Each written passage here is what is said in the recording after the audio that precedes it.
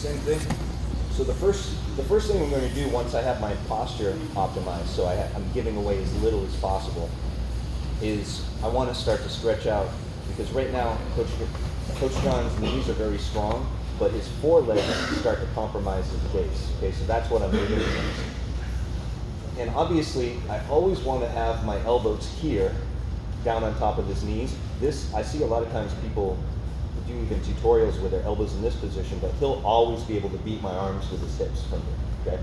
So I want the whole length of my humerus here and drive it down, okay, from there.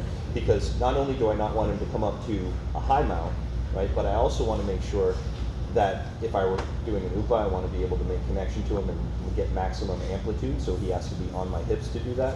And I also need to have him there to make sure I can maximally compromise his forelegs, right? That's why the first fight would be here would be to wiggle back here if at all possible.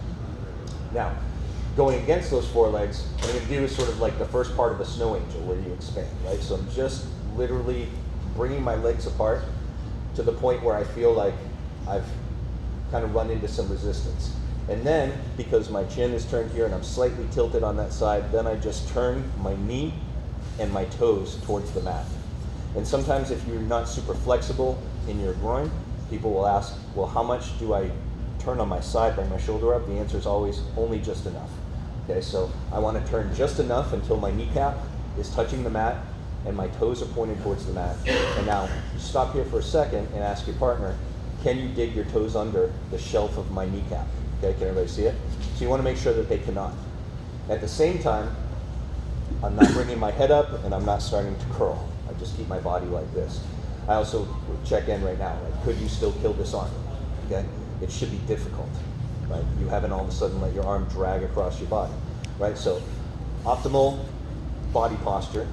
Now I've got the connection, right? And now from here, everything's been the shoulder scapular retraction. Now I'm just going to add a little bit of a scapular extension, okay, here, right? So as I bring my knee up, I give a little bump here, right? And that finishes the compromise of his foreleg, his connection to the mat, okay? I break it. So just that little motion here, that's all you need. You're shortening the side, as Glenn would say. You have your chin to the shoulder, you give the little scapular extension. Now from here, this is where you could easily typically fall into half guard. Make sure you're already anticipating cross face, looking for an underhook, so on and so forth. And if you run into any issues from here, okay, so I'm bringing this up, now I add the little extension of my elbow, and he's particularly flexible here, or he's really fighting, okay, then you can choose to either come over, do the heel drag, most of you know, or if you're finding that's difficult, you can also insert your hook underneath, lift,